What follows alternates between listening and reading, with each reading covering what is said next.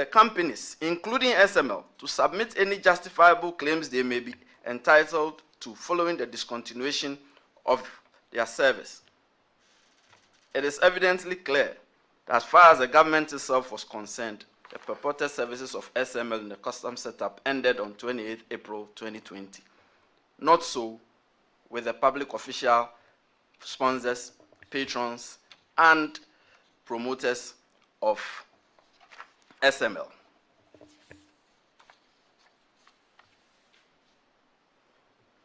In June 2020, by which time Reverend Owusu-Amoah had fully joined the conspiracy, as he had assumed office on 1 October 2019, but without seeing a single invoice backed by a verified report from SML in respect of transaction audit and external price verification services, he was happily signing off and supervising automatic payments to SML.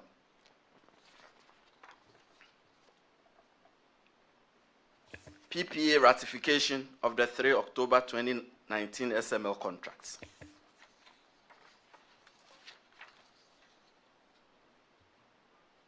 By a letter dated 28 July 2020, the Commissioner General of GRA requested PPA to ratify the October 2019 dual contracts. Crucially, Reverend Owusu-Amoah failed to disclose that in 2017, his predecessor had unsuccessfully thrice presented the company to PPA under a different name, SMEL, which had just been switched to SML. PPA set up an investigation team the next day with the object of investigating the circumstances under which the contracts were procured without the prior approval of PPA, and the authoring of a report to assist the PPA board to process the GRA's request. The least said about the PPA investigation, the better. The OSP investigation shows that the investigation was shallow and incomplete, and the resultant report was outrightly misleading in parts. Though they had SML's incorporation records before them, the PPA investigators ignored that and rather chose to focus on the objects, Though they had SML's incorporation records before them, the PPA investigators chose to ignore that and rather focus on the application for ratification by the Commissioner General of GRA. Had the PPA investigators paid the slightest regard to PPA's own record of GRA and SML, it would have occurred to them to inquire as to why a company incorporated in 2017 and serially rejected by PPA in 2017 was nonetheless handed the same and additional contracts of grave national import in 2018. In the end, a PPA investigation merely seemed like a box-ticking formality as the investigators ignored PPA's own records on the transaction file of GRA and SML. And they submitted to the board a recommendation that the contracts should be ratified. Now, the Board Technical Committee meeting of PPA, which was held on 26 August 2020, deliberated on the investigation report and approved this recommendation. It seems to us that the PPA board itself was overwhelmed with such requests for ratification, as that was one of 7 applications considered that day. They expressed the grave concern that it had become the norm that public agencies were going ahead of themselves by awarding sole sourcing contracts before coming to PPA for ratification. By a letter dated 27 August 2020, the acting chief executive of PPA communicated to the Commissioner of GRA that PPA had ratified GRA's decision to single source SML to provide consultancy services for transaction audit, external verification, and measurement of downstream petroleum products. Now, the effect of the PPA ratification. Generally, PPA ratification of covered contracts procured without approval does not absolve implicated persons of responsibility of their actions, except where the procurement of the contract was unavoidable in the peculiar circumstances. The OSP investigation is focused on criminal conduct in the context of corruption and corruption-related offenses. On this score, in the province of the criminal law, PPA ratification of covered contracts procured without prior approval does not erase criminal conduct, and it does not extinguish criminal culpability. And this is especially so in respect of the inchoate offenses of attempt and conspiracy to commit any of the prohibited acts described under Section 92 of the Public Procurement Act. The OSP investigation shows that the public official sponsors of SML conspired to directly and indirectly influence the procurement process to obtain an unfair advantage in the award of the various procurement contracts to SML, contrary to Section 23(1) of the Criminal Offences Act and Section 92(2)(b) of the Public Procurement Act. And they went beyond this to commit acts in furtherance of the conspiracy. That is to say, they agreed to act together with a common purpose to directly and indirectly influence the procurement process to obtain an unfair advantage in the award of the various procurement contracts to SML. These acts are unaffected by PPA ratification in the sense that in our criminal jurisprudence, the crime of conspiracy was committed the moment the words of agreement were spoken by these public official actors, whether with or without previous consent or deliberation. Therefore, nothing in the form of a ratification of the procurements can affect that. Further, this was not a case of unavoidable procurement of SML. This was a coldly calculated conspiracy to defy PPA after the 2017 rejections of the company by awarding it with the procurement contracts anyway, notwithstanding these grave concerns raised by PPA about its lack of capacity, expertise, and experience. Then again, the PPA ratification did not cure the absence of the quite distinct mandatory authorization by Parliament. Thus, the contract still stood in illegality. Then came the contract for consolidation of revenue assurance services, upstream petroleum audit. This is the last one, and we are winding down. I'm tiring you down. It's on purpose to punish you. After running SML unlawfully alongside ICAMS and unnecessarily, illegally inserting the company in the downstream petroleum revenue assurance model for 2 years, the public official promoters, sponsors, and patrons of SML rolled out their biggest and final act, aimed at imposing SML as the sole entity to undertake revenue assurance through a deliberate and coordinated plot spearheaded directly by Mr. Friata himself and reinforced by his chef de cabinet, Mr. Akori, and Reverend Usuamwa. The plan was to consolidate the unlawfully procured revenue assurance contracts and enhance the largesse further to SML by awarding it with upstream petroleum audit and mineral audit services.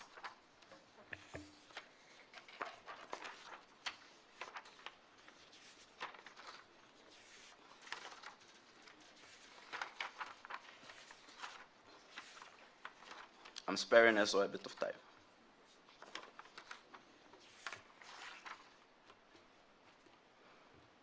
Now, the present status of transaction audit and external price verification services. The OSP investigation shows that the total fees paid to SML under the transaction audit and external price verification contracts amount to 506,728,334 cedis, 21 pesos, between July 2018 and December 2024. These payments were effected automatically, contrary to the terms of the various contracts, without reference to actual work done, and without the submission by SML of reports to the PCA and CTSB units for verification, and without the submission of invoices by SML, notwithstanding the reality that SML performed very minimally or at all by way of these contract services.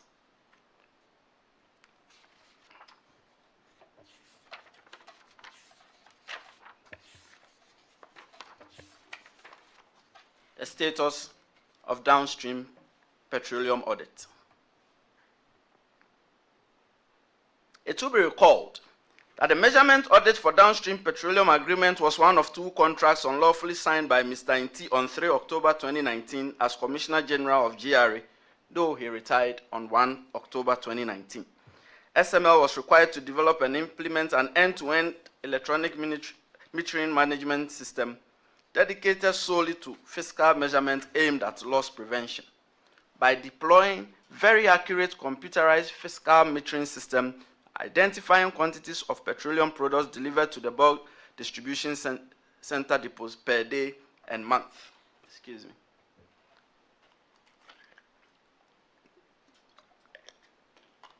The OSP investigation shows that SML's participation in downstream petroleum audits was unnecessary, and that its monthly audit reports were unreliable, as its metering system was unsuitable for the design of the pipes at several depots.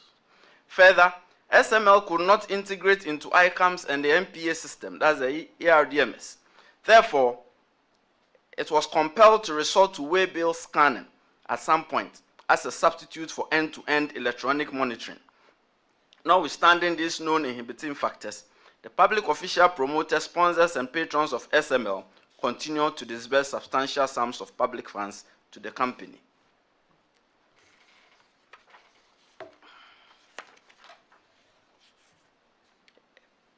In early September 2020, SML submitted its first audit report for July, August, and September 2020. The company claimed in the report that it had observed a sharp increment in petroleum products lifting of the depots at which it had installed its metering system commencing from May 2020, when it deployed its meters to measure lifted volumes. In addition, it stated that its readings for the period were about the same as that of MPA, and that this attested to the fact that its readings were reliable and could be depended on for the revenue assurance processes. Further, the company claimed that the pattern of increase could be attributed to the effective monitoring by the introduction of its electronic meter monitoring system and the vigilance of customs officers. This report drew a sharp rebuttal from the Commissioner of Customs Division of GRA, Colonel Damois retired. By a letter dated 3 September 2020 and addressed to SML, he stated, "Your report on revenue savings has been considered. However, we are unable to accept conclusively that the growth in revenue is a result of the installation of meters by SML." Notwithstanding this remarkable awareness of SML's false claims, Colonel Damois neither recommended suspension nor insisted on remedial action, and he participated in the contrived system of unjustifiable payments to SML, even when further evidence of SML's technological incapacity came to his attention in April 2021 through the service provider for ICAMS. SML continued its fantastically false claims into early 2021. It then continued its claims of being indispensable in the industry all the way through 2022.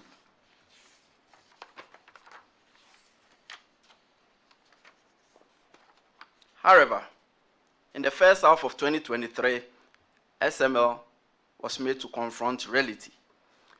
It changed its tone in its audit reports as a result of design unsuitability problems discovered in respect of its meters, and that corrective measures were required for accurate readings.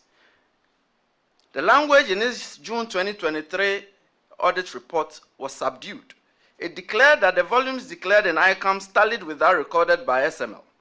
From August 2023 running into 2025, its language became contrite and restitutive, as now the ICAMS volumes began outstripping SML's readings. Members of the media, the OSP investigation shows that SML's meters were Honeywell VersaFlow TWS 9000W multipath ultrasonic flow meters.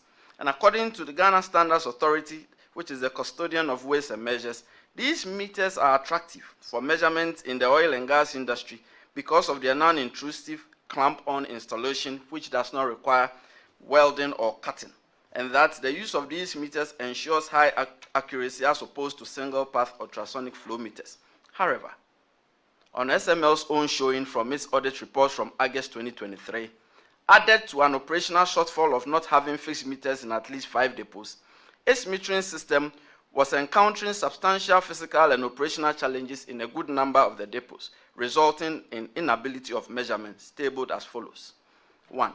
SML's meters were unable to measure residual fuel oil because the temperature and fluid viscosity were too high for clamping and performance of ultrasonic flow meters.